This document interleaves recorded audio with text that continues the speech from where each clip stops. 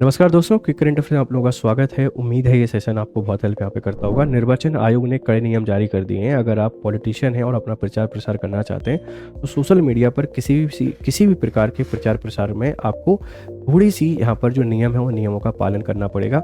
अगर आप नियमों के अगेंस्ट जाके प्रचार प्रसार करते हैं तो आपकी सदस्यता पे सवाल यहाँ पर खड़े हो सकते हैं। तो ईसीआई थोड़ा सा स्ट्रिक्ट हो गया है अब अपनी प्रचार प्रसार की जो पॉलिसी है उसको लेकर।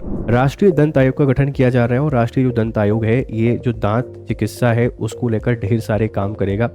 इसमें जितने भी सजेशन देने हैं वो सारे सजेशन, रिसर्च, डेवलपमेंट सब अब इसी के द्वारा किया जाएगा। तो एक नया आयोग गठित किया जा रहा है अब जिसको राष्ट्रीय दंत आयोग के नाम से यहाँ पे जानेंगे, इस बात को ध्यान रखिएगा। और जो चिकित्सा है मतलब जो स्टडी है डेंटल कॉलेज की स्टडी को कैसे बेहतर बनाया जाए, कैसे इफिशियंट बनाया जाए, इस पर भी ये काम करने वाला है। राष्ट्रीय युवा नीति 2026, भारत सरकार ने अपनी राष्ट्रीय युवा नीति 2026 को जारी कर दिया है और इस युवा नीति का पर्पज है कि 2047 में जो विकसित भारत हमको बनाना है उस विकसित भारत के जो सूत्रधार हों वो युवा बने।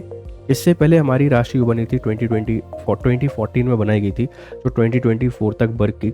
अब नई युवा नीति आपके सामने आ गई है और युवा दिवस हम लोग मनाते हैं स्वामी विवेकानंद जी की याद में 12 जनवरी को। जन औषधि परियोजना जो एक 40,000 करोड़ की महाबचत यहाँ पर हुई है, मतलब सरकार की एक स्कीम है जिसके थ्रू सस्ती दरों पर लोगों को मेडिसिन प्रोवाइड की जाती थी, उसको बढ़ा दिया गया है। अब उसको 2027 तक कंटिन्यू करेंगे जिससे जो एक ऐसा तबका है जिसके पास फिनांस की कमी है वह बहुत आसानी से अपना उपचार करा सकता है। भ्रूण के अधिकार, इलाहाबाद हाई कोर्ट का एक बहुत इंपॉर्टेंट वर्डिक्ट है कि जो भ्रूण है, जैसे प्रेग्नेंट विमन है और अगर उसके साथ कुछ गलत हो जाता है तो जो भ्रूण है, जो फीटस है उसके साथ गलत हुआ है वो भी एक अपराध माना जाएगा।